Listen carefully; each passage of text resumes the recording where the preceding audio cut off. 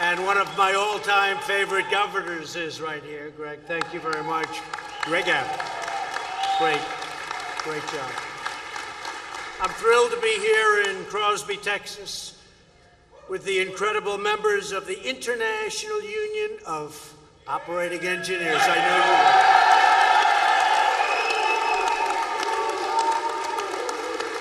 know you will. And I also know who most of you voted for, and I appreciate it.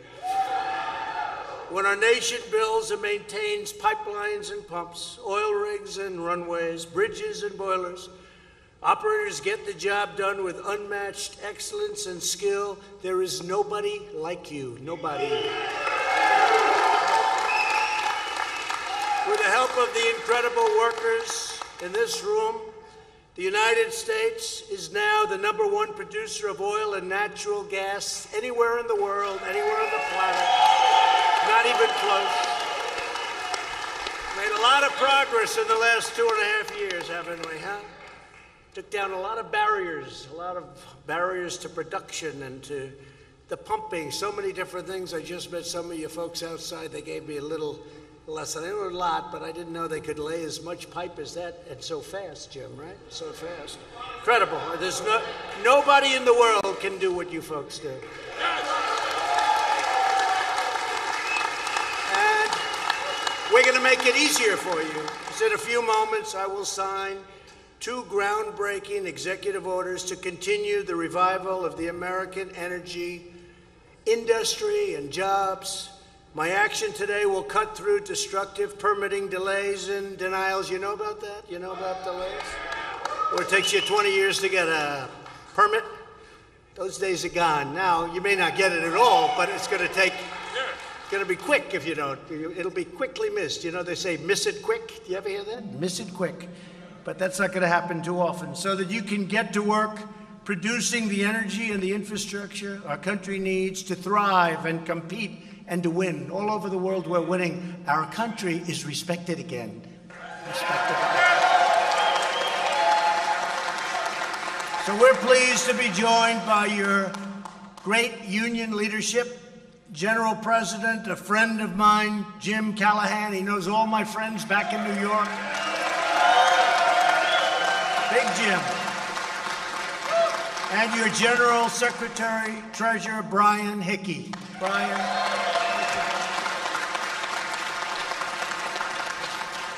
As I've said from day one, American labor will always have a friend in the White House. You know that. I've proven that. Jobs are at an all-time high in the history of our country. Unemployment is at a 51-year low. The unemployment in our country, and we will soon break the all-time record. African American, Asian American, Hispanic American, all-time historic lows. We're doing well. We're doing well. And we're going to keep it going because we believe in 2 fundamental rules: buy American and hire American. Okay? I introduced your great governor, Greg Abbott, and we love Greg. He has been so incredible in so many ways, and my friend and his friend and my friend, Lieutenant Governor Dan Patrick. What a job he's done. Dan, thank you, Dan. Thank you, Dan. And his son is doing a fantastic job, too. Thank him for me, please. And Texas Attorney General, somebody that wins a lot of lawsuits on your behalf, Ken Paxton. Ken, thank you, Ken. And Deputy Secretary of Energy, Dan Briette. Dan, thank you, Dan. Thanks, Dan. Thank you.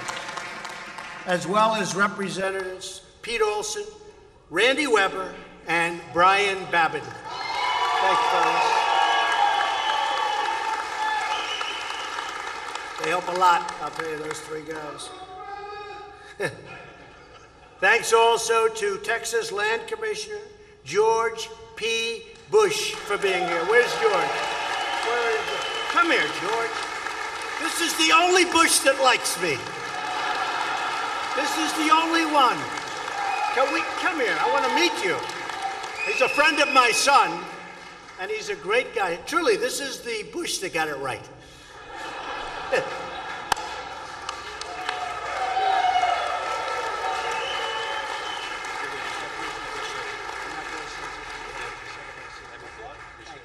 you very much. Good guy. I like him. I like him. He's going far. He's going places. Thank you, George. Here at the IUOE, International Training and Education Center, operators are perfecting their skills on cranes and pipe lifters, side booms, and angle dozers. I just saw them all outside. I'd love to work. I used to work machines. I'd work them. My father would have a job. I was very young. I won't say it because they'll report me.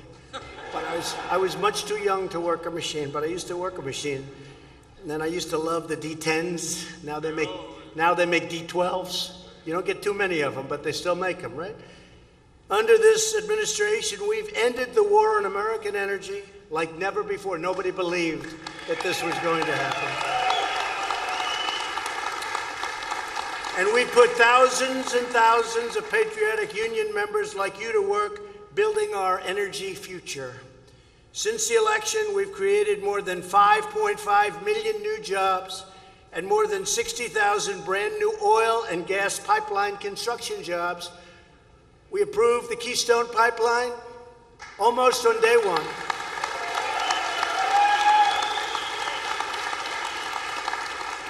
And we got the Dakota Access Pipeline out of a lot of trouble. They had built it, but they had a little problem. They had a river, and they didn't have that permit. I gave it to them. So we got that open. That was 40,000 jobs between the two of them. We withdrew the United States from the one-sided Paris Climate Accord, where you don't do any more drilling for oil and gas. That was going to cost us a lot of money. No more oil and gas with the Paris Accord. That's good for Paris, but that's not good for us, right? And we're replacing the previous administration's job-crushing Clean Power Plan and putting our miners back to work, and they're back to work all over the country. It's incredible what's happened with the miners and with steel. With steel. Right now, they're building many, many steel plants. All of them, Nucor, U.S. Steel. They're building many plants. They hadn't built a plant in 40 years. We finally opened ANWR in Alaska. I don't know if you like that. Yeah, you like that, Jim. You like that. Little competition. We got to give them, George, we have to give them a little competition here, right? But that was something, I don't know if you know, that they've been trying to get that approved since Ronald Reagan. Ronald Reagan tried it. They all tried to get ANWR done. And I had it in a plan. I was close to getting it done. Then I didn't like somebody or something that somebody did. I said, let's take it out of the plan. Why should we do it? Then a friend of mine who's in the oil business called, unrelated, didn't have anything to do with it. He says, is it true that you're going to get ANWR? And I said, yeah, I can get it. I don't know. I think I'm not going to, though. They don't appreciate it. They don't appreciate it at all. He said, oh, that's too bad, because, you know, everybody from Ronald Reagan all the way up to you couldn't get it done. I said, really? Oh, I called up, put that back in the plan. You know, that was just a competitive thing, right? Put it back. So we put ANWR back, and that's one of the biggest in the world. So it's going to be something very special. A lot of you folks are going to be there. We've added more than 450 oil and gas rigs nationwide. And that number's going up very substantially and rapidly, right? Rapidly. Here in Texas, we've nearly doubled the number of land rigs, and crude oil production has reached a record high, highest in the history of Texas. And if I get you the pipelines, which I will, you know, they've been trying to get these pipelines. How many years, Governor? 10, 12, 15? How many? Too long. Now we're going to try and do it in 6 months. Is that okay? We'll try. EPA. And that means jobs, jobs, jobs. And it's a lot of jobs, and it's a lot of additional product. It's a lot of stuff. At the same time, we're strongly protecting the environment. We have to protect the environment. The United States has among the very cleanest air and water developments in the world, and also we have the cleanest air and water, they say, in the world. We are the best, and you want that, and I want that. I want clean air and beautiful, crystal clean water, right? We want that. People don't understand that about us. They don't understand that. And we also have right now the strongest, by far, economy anywhere in the world. We're the envy of the world. And we're negotiating deals with China, with Mexico, with Canada. And many of them are already negotiated. We have others to go, but we're doing a great job. The trade deals we were being taken advantage of, you would not believe. Yeah, you would believe. You guys understood it. You understood it better than the politicians. You understood it better than the people that used to stand here. But too often, badly needed energy infrastructure is being held back by special interest groups, entrenched bureaucracies, and radical activists. Shocking to hear that, isn't it? So true. For example, this past winter, Americans in New England, great place, paid up to 4 times more than nearby Pennsylvania to heat their homes. And also in New York, they're paying tremendous amounts of money more for energy to heat their homes because New York State blocked a permit to build the Constitution pipeline. It's a pipeline that goes across. And we actually buy a lot of oil from other countries like Russia because we aren't being permitted to build a pipeline through New York State. How about that? Not too good. This obstruction does not just hurt families and workers like you, it undermines our independence and national security. The 2 executive orders that I'll be signing in just a moment will fix this dramatically, accelerating energy infrastructure approvals. So we're going to get these approvals done quickly. We need help with New York. New York is hurting the country because they're not allowing us to get those pipelines through, and that's why they're paying so much for their heating and all of the things that energy and our energy produces. So hopefully they can come on board and get in line with what's happening. They also have a lot of energy under their feet, and they refuse to get it. And people are living up there, not doing well with jobs. It's not a good situation. But it'll change. My first order will speed up the process for approving vital infrastructure on our nation's borders, such as oil pipelines, roads, and railways. It will now take no more than 60 days. That's a vast improvement. And the president, not the bureaucracy, will have sole authority to make the final decision when we get caught up in problems. We'll do what's right. My second order will modernize regulations for LNG export terminals and encourage new infrastructure financing. It will improve access for workers and operators to maintain electrical lines. And finally, it will stop state-level abuse of water quality certifications. They abuse you. When you're nowhere near water, they abuse you. From blocking the construction of vital pipeline projects. As we rebuild our energy infrastructure, and it will be like never before. It's already, look at what's happened over the last 2 years. Now is also the time to train even more. American workers are going to perform their job better and better. Places like this, what a job you've done here, Jim. I just met your people. What a job you've done.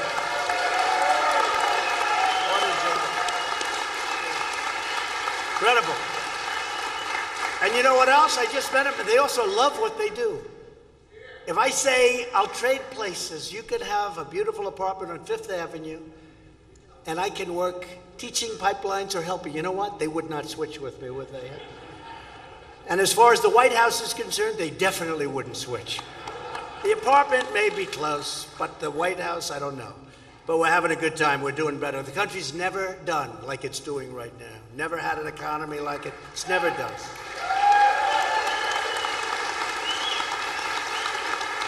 And you know, the world took advantage of us in so many ways, but certainly on trade, and that's coming to a halt. They understand that. They understand. They understood what was happening, and they don't even blame me. And I don't blame them. I don't blame China for taking out $500 billion a year. $500 billion. How about that? It wouldn't happen if you were negotiating. You almost say, who were these people that were making this whole, letting this happen? And I said to President Xi of China, I don't blame you. I blame the people that were in my position.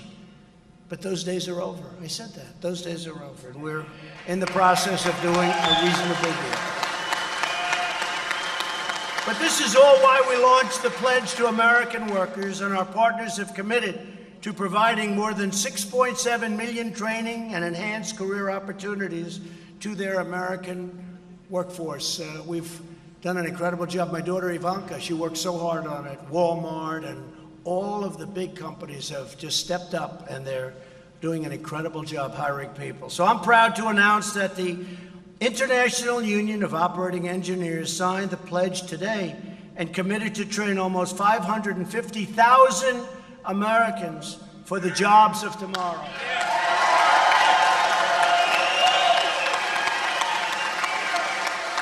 Hey,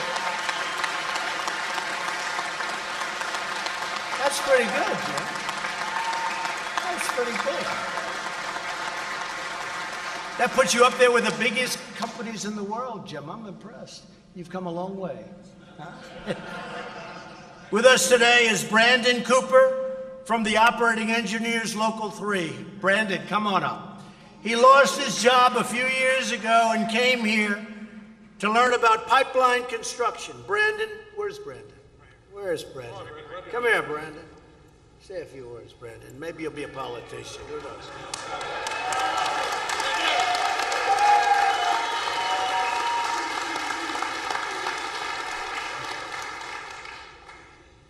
I've worked in construction for years.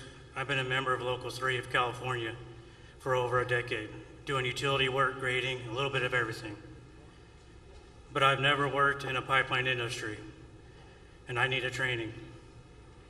You can't fake your way through things in this industry. You have got to produce or you're gone. A contractor will let you go at a drop of a hat if you're not making money. It's funny, the pipeline industry has a totally different language. Despite working in the industry for years, I didn't know the lingo. Their terminology is different than the rest of the industry. With the union, you have that opportunity to expand your skills. I didn't used to be proficient on all the equipment until I got in the union. Union training opportunities have given me a chance to better my operating engineer, making more money, building retirement, security, and having good health care. This opportunity at this International Training Center is going to pay my dividends. It has been a great experience. We appreciate what you're doing, President Trump, to grow this industry. Thank you.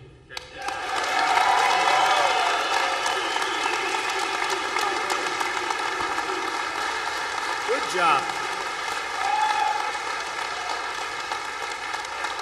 Good job, Brandon. Thank you very much.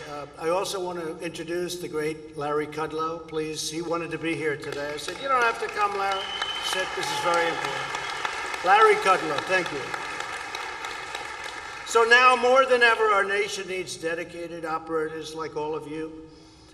With incredible grit and talent and spirit, you lay the pipes that power our industries, you raise the beams that build our skyscrapers, and you are the men and women who get up every day and make this country run and, frankly, make this country great. You do a great job.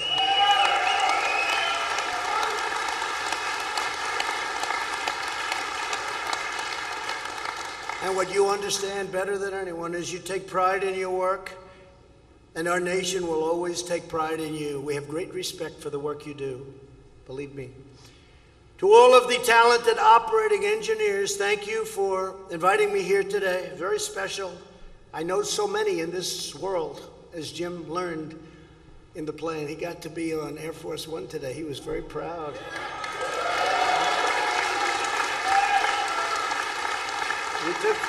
We took a couple of pictures with that big plaque behind us. He was very happy, huh? Thank you, Jim.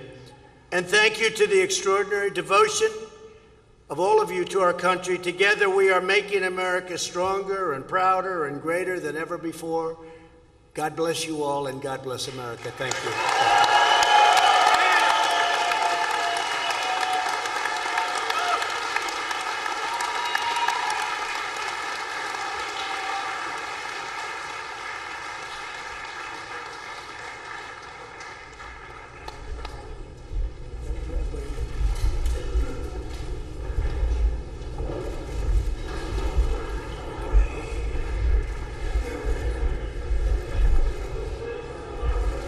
I sign it?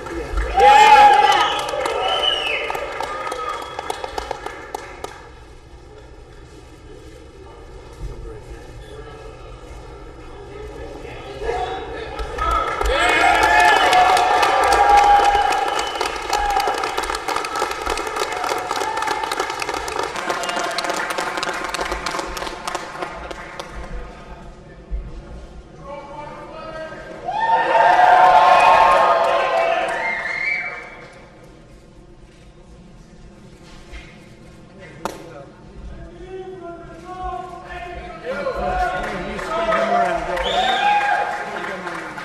Thank you, everybody. Thank you. Thank you, folks. Thank you.